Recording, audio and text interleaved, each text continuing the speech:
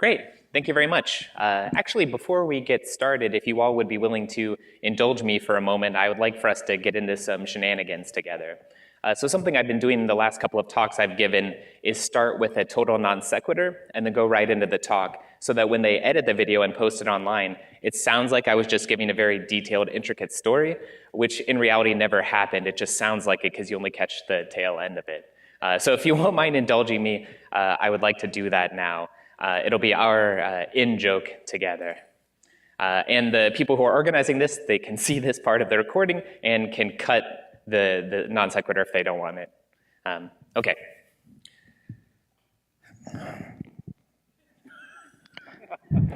And that's how I broke the curse where I could only speak in rhyming iambic pentameter. All right, let's get started. Thank you all so much. Yeah, but let's get into it. So my name is Clint Gibler, and I'm a security consultant and research director at NCC Group. We do penetration tests for web apps, network, mobile, hardware, crypto, pretty much anything related to security.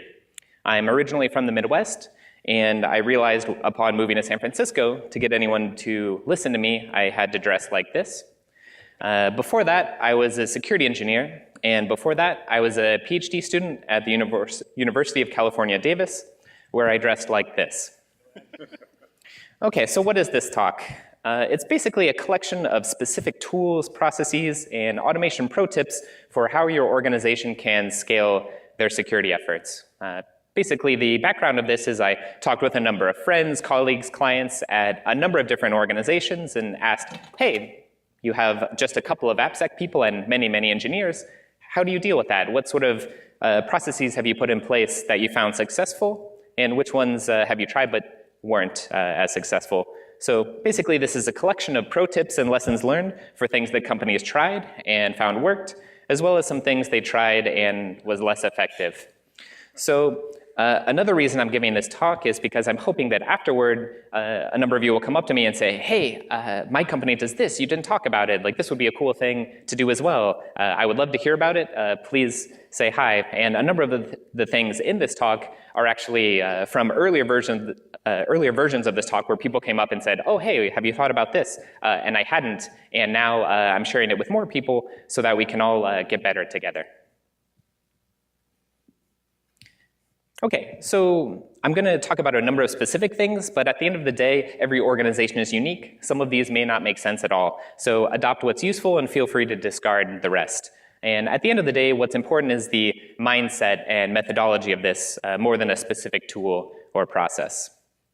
So I've been talking with a number of individual people to hear what they thought, and I've also been doing some literature survey in terms of companies writing blog posts about what they do, as well as white papers and other conference talks. So basically, I'm trying to take everything that people are talking about, as well as some things that aren't discussed publicly, and put them together into one thing that we can all learn from together.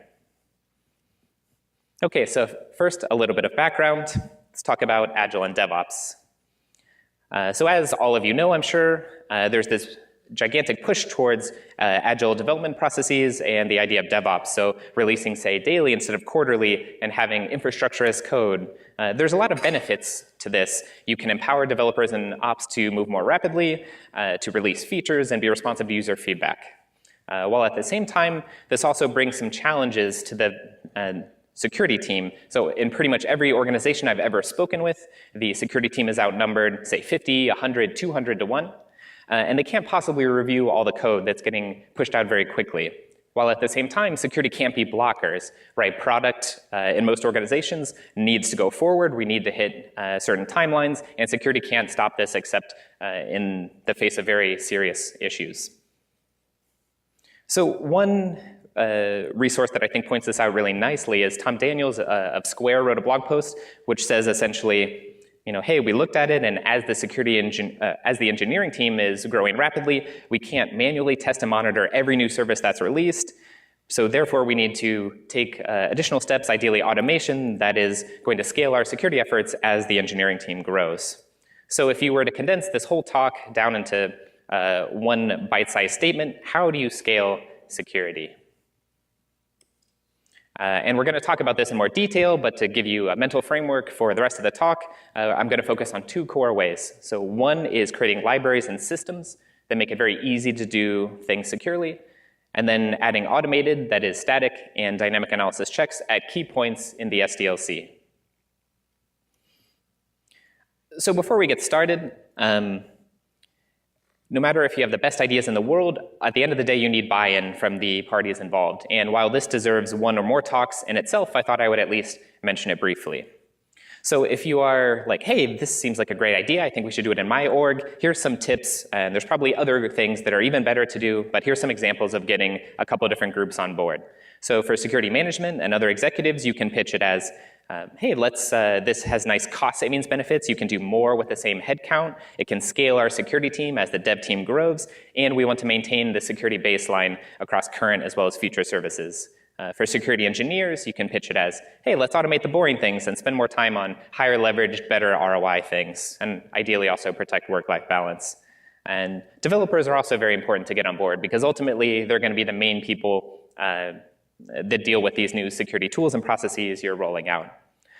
One thing that a number of companies have found very useful is as they're releasing these new processes, they need to have low to additional friction to how developers are already working, or else it won't be adopted.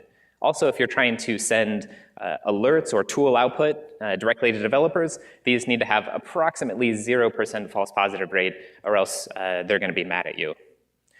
And if you're, say, making a secure wrapper library for something, or you're trying to change how they do things, you want to make it as easy adoptable as possible. So if you have, say, a secure XML parsing library, make it have the same method signature as the one they're already using, so they just like change the class name, boom, they're done.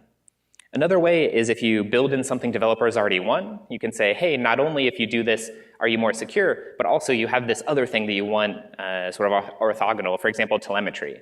So it's like, hey, this is secure, but also you now have some performance metrics, or you have a better idea of how people are actually using this in production, which they may find a nice driver. And also, while most developers want to do the secure thing, you can also pitch them as, hey, wouldn't you like to have more robust or better code quality, which they may find a driver as well. Okay, so we've talked about who I am, some background, some appropriate memes, and the focus of this talk, the majority of it, is going to be talking about the how. So, quick disclaimer, I'm going to reference some specific tools and products. This is not an endorsement. I'm going to describe some specific processes. This isn't the best and only way. Again, what matters is how your org works, and this is just one specific condensed talk, so I can't possibly talk about everything. Just because I don't talk about it doesn't mean it's not important. Okay, so at a high level, these are the core parts we're going to talk about. Specifically, we're going to talk about, with regards to security engineering, some libraries that can be built on developer machines, as well as in code hosting, such as GitHub, Bitbucket, or Jenkins or other CI/CD pipeline type stuff, doing static analysis. And in the test or QA environment, doing dynamic analysis and or fuzzing, and then monitoring in production. So this is actually a 50-minute talk tried to boil down to 30 minutes, so we're probably not going to be able to cover all of these. But rather than just delete the slides, I've kept that content in there, and I linked to the slides at the end so that you can read through them later. Okay, so in my opinion, one of the most high ROI things you can do is building libraries and tools that are secure by default for the development team. If we look back a couple of years, we can see that this has had big wins already. Specifically, web frameworks now by default do a bunch of things securely. Specifically, in earlier version of Rails, whenever you were outputting to the view, you had to include this H method that output encoded that. And when you have to do something to be secure rather than it be the default, you mess up, right? There's like thousands of places throughout the front end where you're outputting user input, and getting every single one right is hard for anyone. So since these frameworks have gotten better, we can see in practice, coming from a security consulting point of view, we see a number of classes of bugs just categorically going down over time because of better libraries and better frameworks. So if you're looking at your organization and thinking, okay, where should we spend some security engineering time and effort? There's many areas, but I would encourage you to look at some of the following. Anything regarding managing secrets, crypto, authentication, authorization, SQL, file system access, anything that's shell exec, et cetera. Those are good places to start. One interesting example is one company banned the use of MD5. You just can't use that standard library function at all. And instead, they wrap it with this function called non-cryptographically secure MD5, which developers can use. So the point here is, yes, developers can still do that, but they have to explicitly acknowledge, I'm doing this and I don't necessarily expect to have cryptographic randomness. So here's some specific examples. One company has a test case that will automatically check for missing access control. I think this is pretty neat. So it programmatically enumerates all routes and then introspects on the code in each route and then warns and fails the test case if no authorization check happens. So they're using a given library that the authorization check has this function name, so they can basically programmatically say, oh, you aren't checking authorization at all, fail. And they did find in practice that this found a couple of times where a developer added a new endpoint and then didn't do this. Again, this isn't perfect because it's not necessarily ensuring this is checking the appropriate things, but at least you're checking if it happens at all. Other companies made a battle-tested view library that largely eliminated XSS, or a data model wrapper library that everything, whenever you talk to the database, essentially that eliminated SQL injection for the past 3 or 4 years, they said. So the core takeaway here is, if something is hard to do securely, if you have to be aware of this and that threat in order to not shoot yourself in the foot, just build a secure by default implementation and enforce everyone to use it. Okay, so moving on. Before we get into talking about some of the lightweight static analysis, I wanted to do a brief diversion. So at a high level, just to make sure we're on the same page, static analysis is reasoning about code based on looking at it, that is not running it, and then dynamic analysis is running code and observing how it behaves. So regardless of which tool you're using, there are fundamental, theoretical computer science limitations to both of these. In that static analysis has high coverage in that you can see all of the code, but it tends to be imprecise, that is, there are false positives. In dynamic analysis, code coverage is a challenge, so you may not necessarily execute all functionality within that program, but it tends to be more precise in that the issues it finds are true positives. Again, these are sort of hand-wavy, high-level statements, but they tend to be true. And there's also a range in complexity for both static and dynamic analysis tools. You have more simple tools, and then you have more heavyweight advanced ones. So when I talked with security engineers at a bunch of companies and said, hey, do you do static analysis? What do you think? This was almost without exception what they said. And this makes me sad because I think static analysis is awesome. But I think what happens is people buy this expensive tool and they get really excited and they think, oh, I'm going to run this on our code base and we're going to find all the bugs and it'll be awesome. But then in practice, what happens is they run it and then this happens. So you get this maybe 12,000 page report and you don't know which of these are true, where do I spend my time? And with a couple of AppSec people, you don't necessarily want to spend years triaging everything. But I would like to point out that it's not just you're doing static analysis or you're not. There's really a range, many shades of complexity, if you will. Ranging from very simplistic, where grep, you're just looking at regexes, to something in the middle where you have some understanding of code constructs, like you can say, find any assignment in a conditional or something that has some knowledge of the structure and syntax of the language. And then at the far end, you have commercial SAST, which has complex control and data flow. So the point here is there are different types of static and dynamic analysis, and depending on your situation and how you're using it, one can be very useful or less useful, depending. And we'll talk about this in a little bit. Okay, so let's talk about some things we can do on developers' machines. So contextually, what you need to be thinking about when you're doing this is, okay, this needs to be fast, have low to no false positives, or else developers are going to be mad. To implement it, you can use Git hooks, such as pre-commit or pre-push or things like that, or as a part of the test suite, as we talked about a little bit ago. So some examples from real companies I've spoken with are some companies are, say, rejecting all database accesses that don't use an approved API. Maybe you ban any SQL that looks like it's concatenating strings, rejecting known dangerous functions, things that are shell execing, et cetera. I know one company in particular has, as a part of their test suite, ESLint runs, and it looks for any use of eval or new function or things that in a Node.js application could lead to RCE. And they essentially ban these so that no one can actually even commit these into their code base.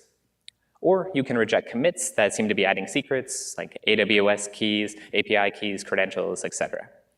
So one thing that I'd like to point out here is all of these are essentially greps, right? They're very simple, very fast, but in practice, they yield very nice security wins. Okay, so let's talk about in code hosting. So this is where the developer has pushed code into GitHub, GitLab, Jenkins, or anything in the CI/CD pipeline.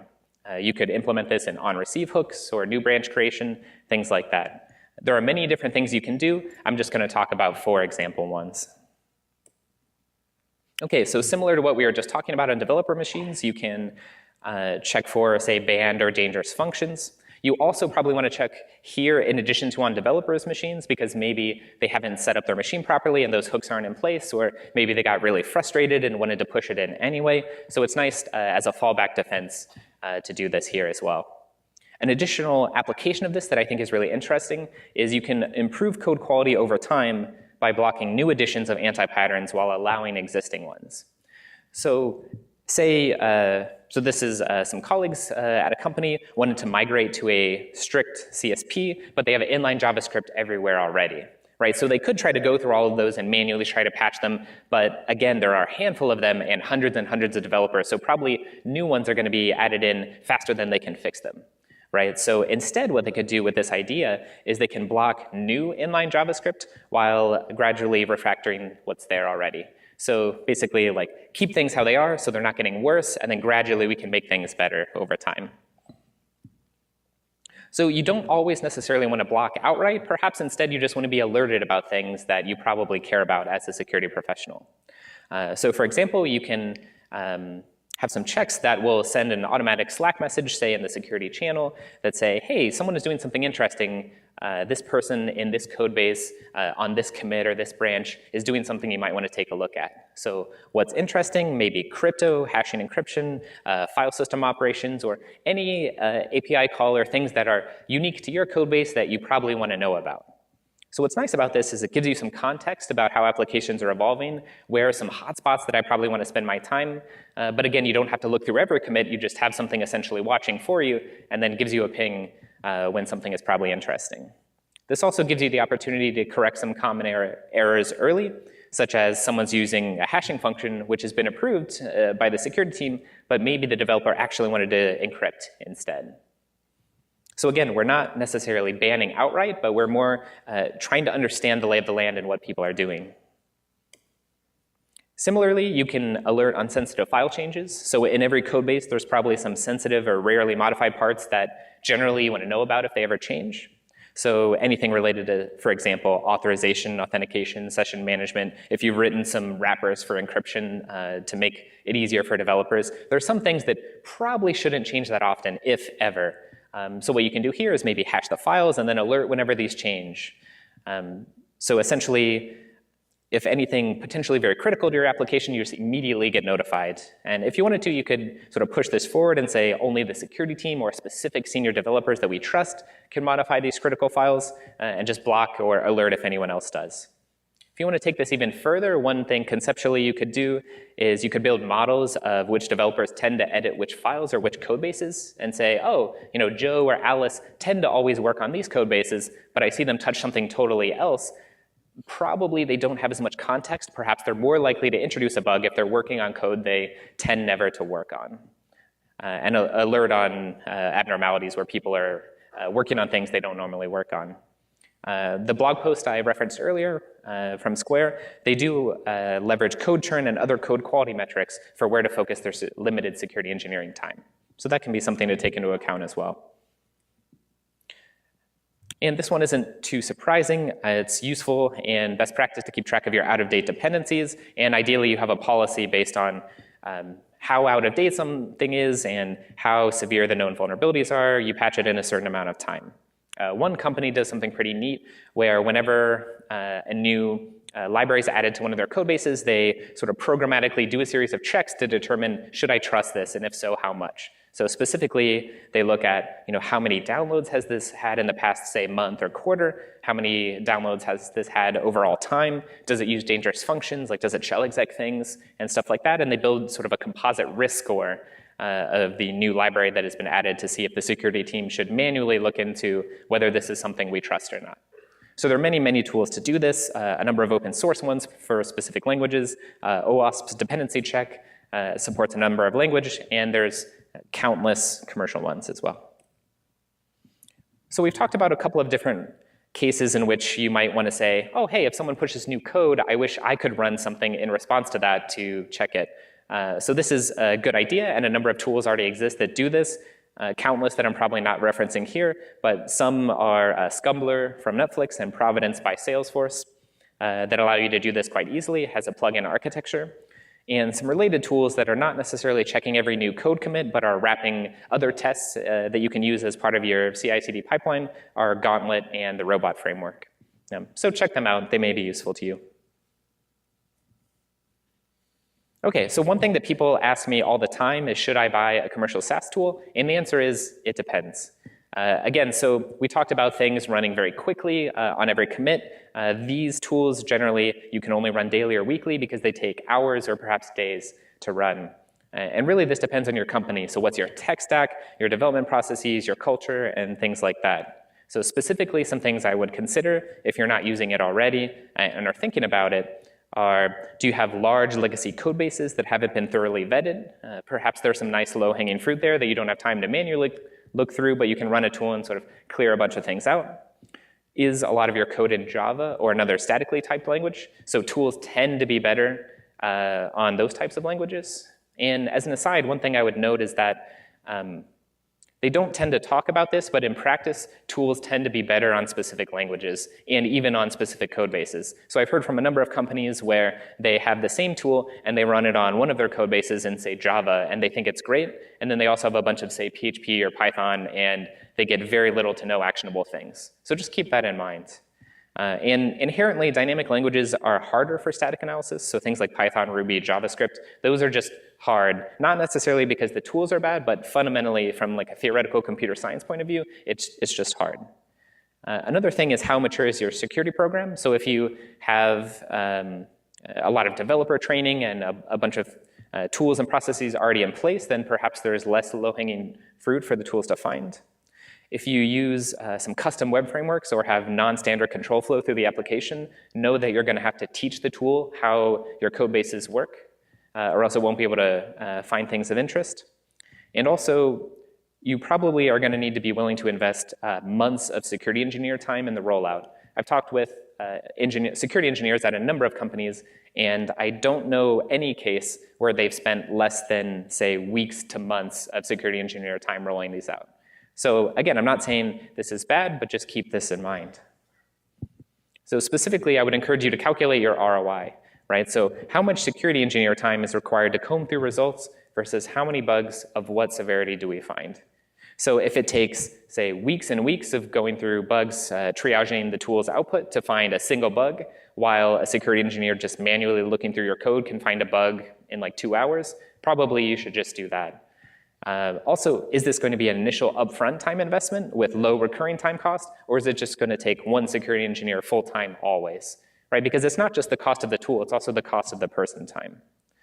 And one thing you may find is that you find some initial good bugs, but then as you improve over time, you find less and less good bugs, and maybe it's less useful after 3 or 5 years. And I found that a number of companies have started rolling their own tools, that is, or writing custom rules for these existing ones. Okay, so let's move on.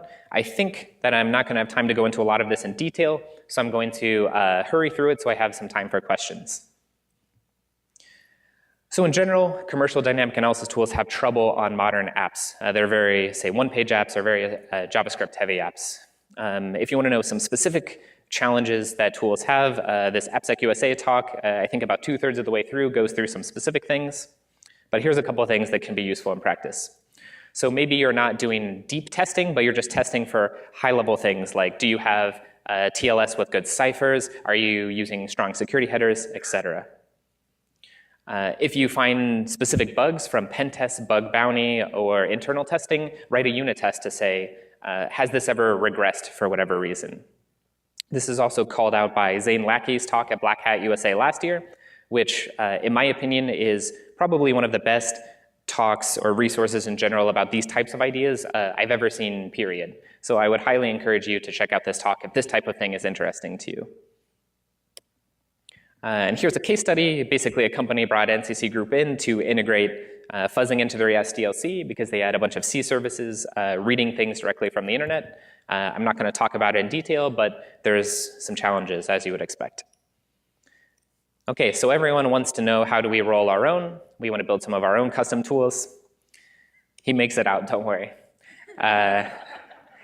So one thing that I would encourage you to think about is, rather than trying to have one tool that finds everything, instead try to have, say, one tool that finds one thing, but really, really well. That is, when it finds it, it's almost always right. And basically, you can try to wipe out a bug class with few to no false positives, and then report directly to developers, and then choose another bug class and repeat. And I've seen this at a couple of companies that they've done that successfully. Okay, so let's talk about some monitoring and production things. Again, using config management tools is great. You have this chain of custody of how things are changing over time. There's some secret services to manage secrets. There's some tools that are interesting. So GitRob can automatically crawl all of your different repos and recursively all the developers on your organizations on GitHub to see if they're leaking anything. On an engagement, I once found a stand-up URL in a developer's bash aliases. So essentially, I could join their stand-up meeting, which would have been awesome if it was a red team, but it was just sort of a short engagement, so I couldn't use that to full effect. And Netflix has some really cool tools I will point out as well. Okay, so detecting attacks, you can have canaries on servers or laptops that look juicy. You can also have canaries in, say, login pages or company logos. So if someone copies directly the HTML and CSS and JavaScript from your page, it actually silently beacons out back to you to say if it's hosted somewhere that's not you. A couple of companies are overriding the runtime environment to detect code injection type attacks. So for example, if your company never uses the alert JavaScript function anywhere in the front end, you can actually overwrite that so that it sends some telemetry back to your server and then does the alert as normal. So one company actually found someone pen testing them that they weren't informed of, and they were like, oh, we have excesses here, and they actually patched it before they got a bug report. And conceptually, you can also do this in dynamic languages like Ruby or Python. Maybe a service never should shell exec or write to the file system. You can just override those APIs programmatically at runtime such that those can't happen. Again, building secure libraries is useful. And you can also detect security tools based on their user agent. Most of them have a obvious user agent unless you're smart enough to change it. Cool, so I'm building a sort of best practices pro tips playbook containing these and other pro tips from various companies I've talked with. So if you want to share how your company does things, I'm more than happy to chat. A couple of people have reached out already, and it's been awesome. And also, if you want me to email you when I release blog posts or like a white paper on this, I would be happy to do that as well. So if you click on the first link at the bottom, it's the slides that I'm hosting right now. If you click on the second one, it's the post on PureList where you can ask questions and different things like that. Or feel free to email me directly. But yeah, thank you very much for your time. I think I have a minute or two for questions, or you can go to lunch. But thank you for your time.